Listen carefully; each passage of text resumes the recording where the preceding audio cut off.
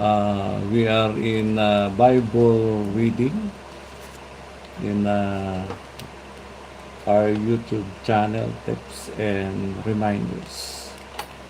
So, back to the Bible reading. We are in Numbers chapter 11. So, Numbers chapter 11 verse 1. Now the people complained about their hardship in the hearing of the Lord, and when he heard them, his anger was arose. Then fire from the Lord burned among them, and consumed some of the outskirts of the camp. Verse 2, when the people cried out to Moses, he prayed to the Lord, and the fire died down. So that place was called Taberah, because fire from the Lord had burned among them. And verse 4, about the quail from the Lord. The rabble with them began to crave other food, and again the Israelites started wailing and said, if only we had meat to eat.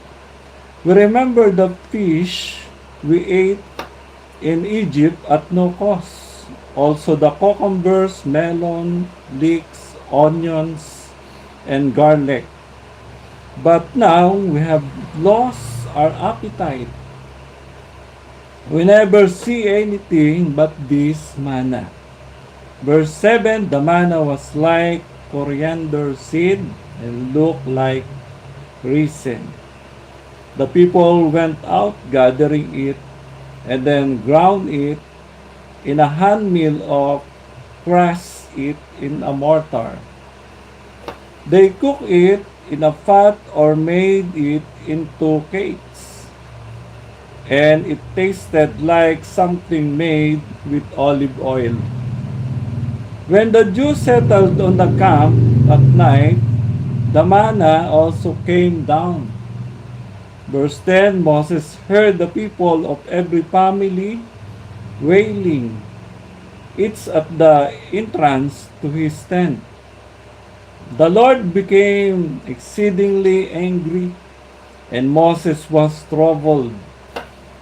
Verse 11 of Numbers chapter 11. He asked the Lord, why have you brought this trouble on your servant? What have I done to displease you, that you put the burden of all these people on me? Did I conceive all these people? Did I give them birth? Why do you tell me to carry them in my arms, as a nurse carries an infant, to the land you promised on oath to their forefathers?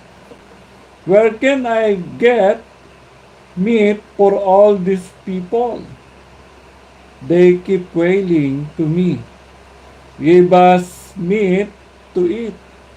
I cannot carry all these people by myself.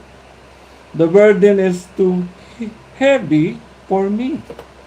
If this is how you are going to treat me, put me to death right now.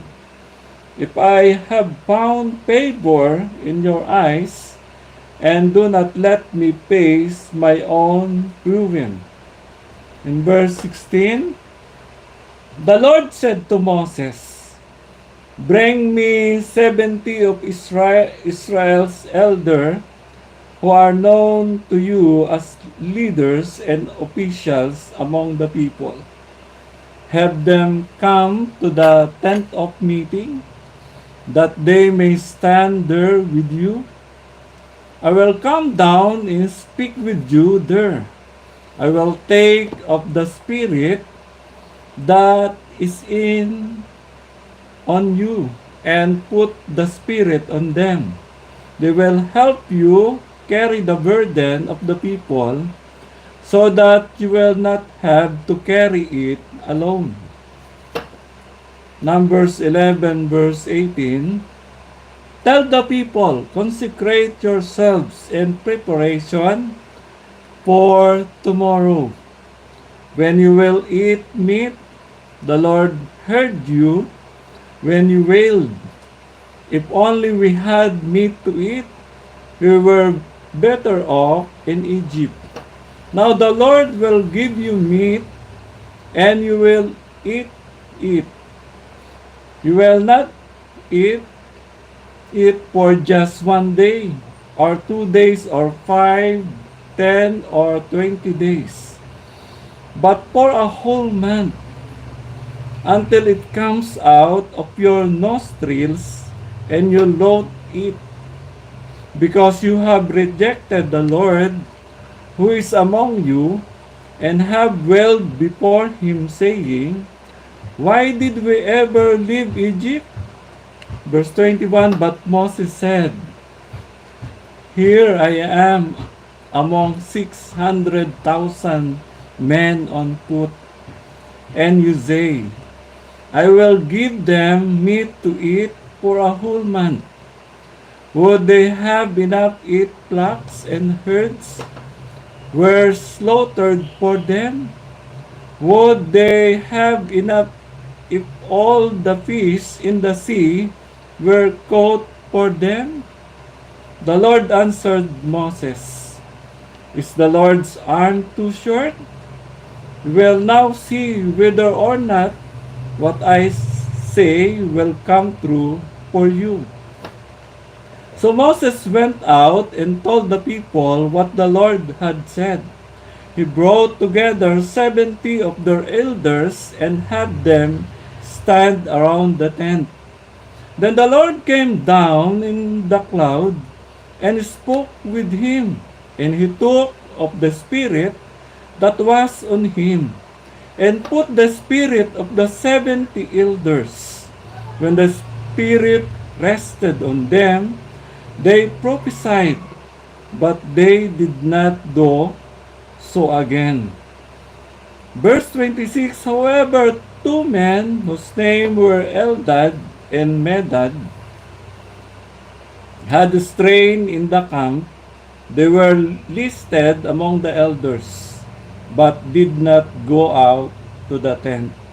Yet the Spirit also rested on them, and they prophesied in the camp. A young man ran and told Moses, Eldad and Medad are prophesying in the camp. Joshua son of Nun, who had been Moses' aide since youth, spoke up and said, Moses, my Lord, stop them. But Moses replied, Are you jealous for my sake? I wish that all the Lord's people were prophets, and that the Lord would put his Spirit on them. Verse 30. Then Moses and elders of Israel returned to the camp. Now a wind went out from the Lord and drove quail in from the sea. It brought them down all around the camp to about 3 feet above the ground, as far as a day's walk in any direction. All that day and night and all the next day, the people went out and gathered quail. No one gathered less than 10 homers. Then they spread them out all around the camp. But while the meal was still between their teeth, and before it could be consumed, the anger of the Lord burned against the people, and he struck them with a severe plague. In verse 34, Therefore the place was named Kibroth Hattava, because there they varied the people who had grabbed other food. In verse 35, from Kibroth Hattava, the people traveled to Hazeroth, and stayed there. That's all for chapter 11 of the book of Numbers. Yeah.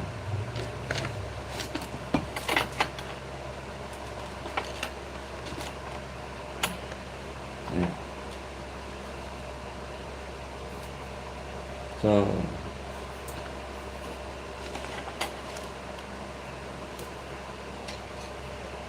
thank you for listening and viewing to this channel.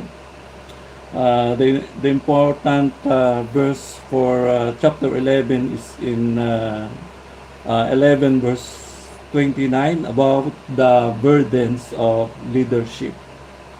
In this striking conversation with God, Moses confessed the terrible burden involved in leading a whining, complaining band of rabble. Although his patience neared the breaking point, he still showed mercy toward rivals. His response to other prophets here resembles Jesus' attitude toward other workers. Yeah. So that's all for today. Chapter 11 of Numbers. Yeah. So thank you to all. Thank you to all who viewed. Shout out to Jalen. Uh, sorry. Jalen Burns. Yan. And to Sana Mabura hmm, Banga. Bang. Hello, can you please shout out my name? Yan. Hi to Husana Ma, Ma Mabura. Ano yun? Banga. Yan. So, hi to you, Jaylin and Usana. Yan. Thanks. Please subscribe to this channel, tips and reminders. Thank you to all, and to God all the glory. Uh, yeah. Thank you.